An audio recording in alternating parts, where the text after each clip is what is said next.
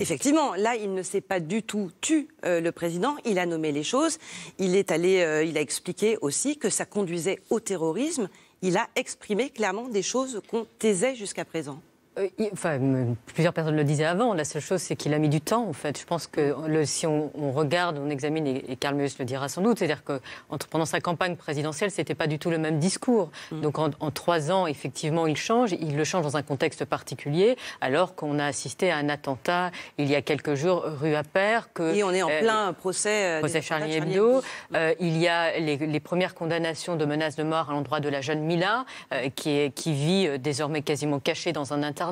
Donc on est quand même dans un contexte où il y a eu le rapport parlementaire d'hier sur les services publics et le radicalisme religieux.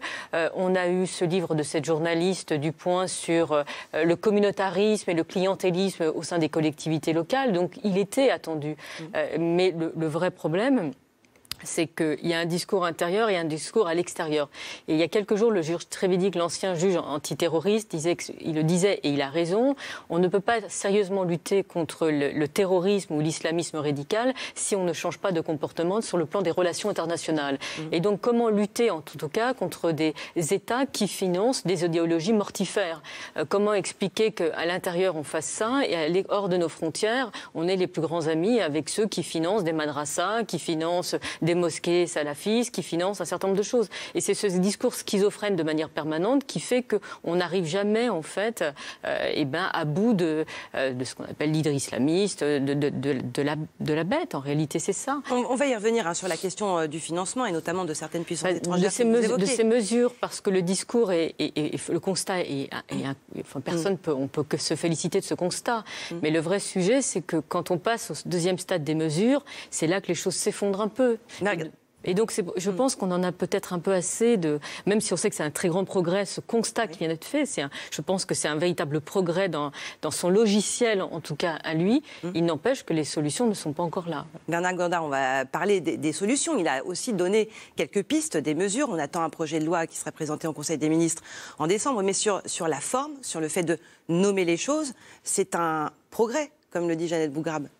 Si c'est la question de nommer les choses, je n'aurais certainement pas employé le terme séparatiste, parce que moi, le séparatiste, c'est les Corses, c'est les séparatismes corses, des choses comme ça, je le comprends, mais je ne sais pas ce que ça veut dire, séparatisme. Mais il parle de l'islam radical et politique. L'islam radical, peut-être, oui. Oui, mais c'est vrai qu'on a déjà eu ce débat sur le sémantique. Il utilise séparatiste parce qu'il ne veut pas nommer les choses, il ne veut pas dire communautarisme, ça le gêne un peu, parce qu'il y avait quand même dans l'idée que les communautés, si elles vivent ensemble, je pense que c'est fondamentalement un communautarien. Le titre du discours, mais dans le discours, il nomme précisément islam radical, islam politique. Il n'a pas tergiversé, là.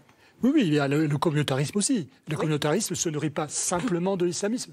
Il se nourrit d'un traditionnalisme, du patriarcat, d'un certain nombre de choses qui sont effectivement appuyées sur la religion musulmane, mais qui peut exister en dehors de toute justification sur la religion musulmane. Quand vous parlez effectivement de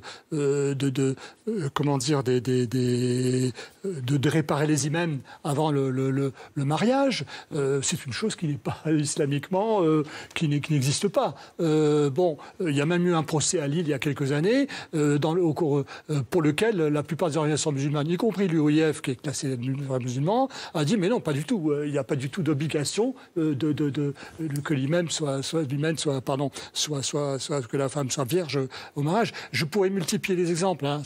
Les certificats de virginité. Les certificats de virginité que Marlène Schiappa veut effectivement supprimer. Mais, ce que je veux dire, ça ne veut pas dire qu'il ne faut pas abstraire l'islam en général. On ne peut pas dire que ça n'appartient pas à l'islam.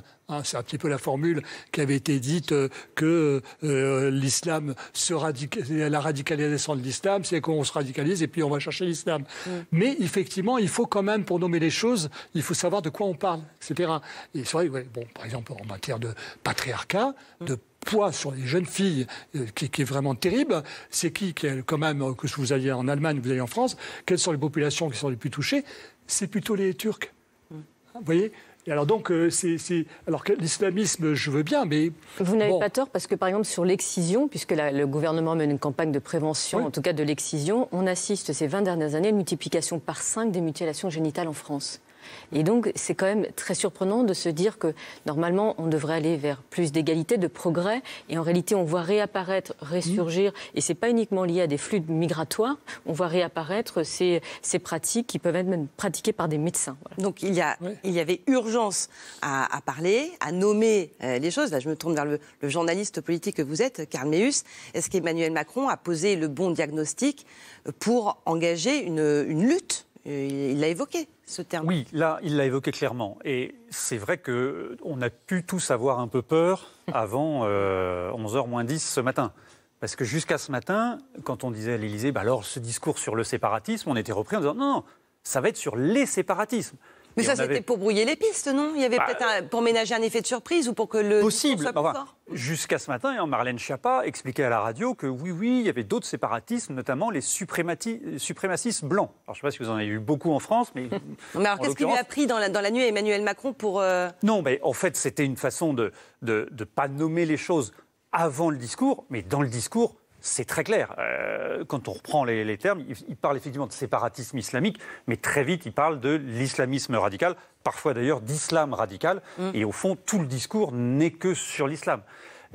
Il y a une évolution, parce que c'était quelque chose qui n'était pas dans son logiciel, comme le disait Jeannette Bougrabe, quand il était ministre de l'économie, et même jusqu'à la présidentielle. C'est des sujets sur lesquels on sentait qu'il n'était pas à l'aise. Quand Julien Drey ou d'autres au Parti socialiste venaient lui en parler, à l'époque où François Hollande disait à ses amis « aidez-le notamment par rapport aux autres du Parti socialiste, par rapport à la gauche », il lui parlait de ces sujets-là. Bon, c'est un sujet qui ne l'intéressait pas ou sur lequel il n'était pas à l'aise? Je pense que c'est des sujets sur lesquels il n'avait pas forcément beaucoup réfléchi et pour lesquels, au fond, lui, son logiciel était plutôt de se dire... Si l'économie va mieux, la société ira mieux. Et d'ailleurs, c'est un peu sa campagne électorale en disant si la croissance revient, dans ces quartiers, ça ira mieux. Et donc, il ne s'est pas complètement focalisé sur ce sujet-là. Mais c'est parce que ça fait peur aussi. Ça fait peur aux politiques d'une manière générale d'aborder. Comme l'a dit Mohamed Sizaoui, le problème, c'est que vous vous entraînez tout de suite dans des difficultés. D'ailleurs, Emmanuel Macron ne l'a pas nié.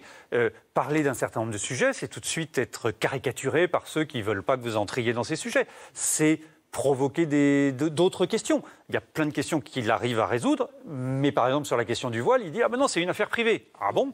Est-ce que c'est si privé que ça? Donc vous voyez, il y a des difficultés là-dessus. Le problème que vous avez évoqué, c'est qu'il l'aborde aujourd'hui. Le texte viendra en Conseil des ministres le 9 décembre.